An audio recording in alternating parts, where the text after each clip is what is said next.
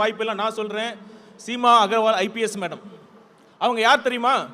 இப்போ தமிழ்நாட்டுக்கு DGP appoint பண்றதுக்கு யூபிஎஸ்சி பரிந்துரைச்சாங்க 3 பேர். அதுல முதல் இடத்துல இருந்தாங்க. சிஎம் அவர்களே, நீங்க உண்மையாலுமே தமிழ்நாட்டு பெண்களை மதிக்கிறதா இருந்தா, அவங்களுக்கு உண்மையாலுமே தமிழக பெண்கள் மீது உங்களுக்கு அக்கறையா இருந்தா, அந்த யூபிஎஸ்சி பரிந்துரைச்சு அந்த அதிகாரியை நீங்க அப்பாயின்ட் பண்ணியிருக்கணும். அதை தவறிட்டீங்க. கண்டிப்பா நான் சொல்றேன், தமிழ்நாட்டு பெண்கள் உங்களை நம்பவே மாட்டாங்க.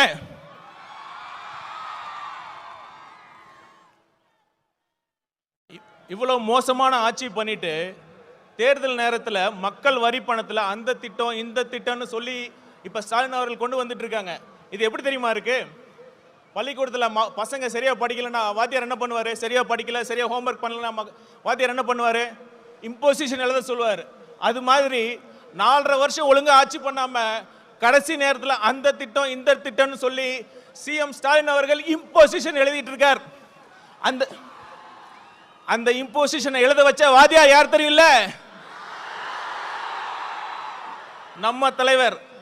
கொஞ்சம் பொறுமையா இருங்க. ஒரு நல்ல ஆட்சி எப்படி நடத்தணும்னு நம்ம தலைவர் அவர்கள் உங்களுக்கு எல்லாத்தையும் கிளாஸ் எடுக்க போறாரு. அப்போவாச்சும் பார்த்து கத்துக்கங்க. கடைசியா ஒண்ணு சொல்லிட்டு வந்து இவ்வளவு பேசிட்டோம். நம்ம பாஜக பாசிச பாஜக பத்தி பேசாம இருந்தா எப்படி? இப்ப ஏதோ ஒரு பிரச்சனை பண்ணிட்டே இருக்காங்க. இப்ப சமீபத்தில் மகாத்மா காந்தி தேசிய ஊரக வேலைவாய்ப்பு திட்டத்தோட பேரை மாத்தி விபிஜி ராம் அப்படின்னு கொண்டு வராங்க. இத மாநிலத்தோட நிதி பகிர்வை குறைச்சிருக்காங்க. அதெல்லாம் கூட அடுத்த விஷயம். நான் கேட்கிறேன், இப்ப இந்தியாவில் அனைத்து மொழிகள் பேசுற மக்கள் இருக்காங்க. எப்படி ஒரு ஹிந்தி பேரை வைக்கிறீங்க? இதுக்கு முன்னாடி தான் ஐபிசி சிஆர்பிசி போன்ற சட்டங்களுக்கு சமஸ்கிருத பேரை வைக்கிறீங்க.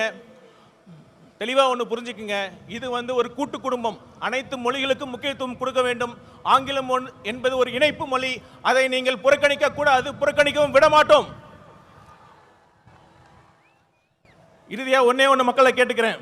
மக்கள் முடிவு பண்ணிட்டாங்க.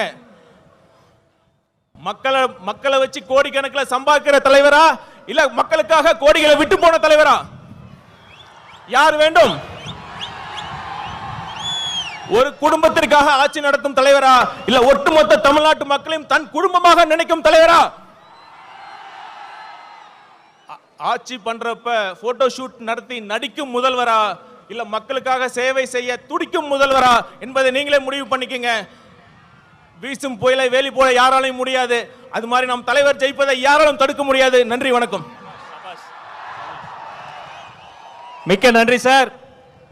ஈரோட்டில் கடல் இல்லை என்று யார் சொன்னது? என் முன்னால் அன்பு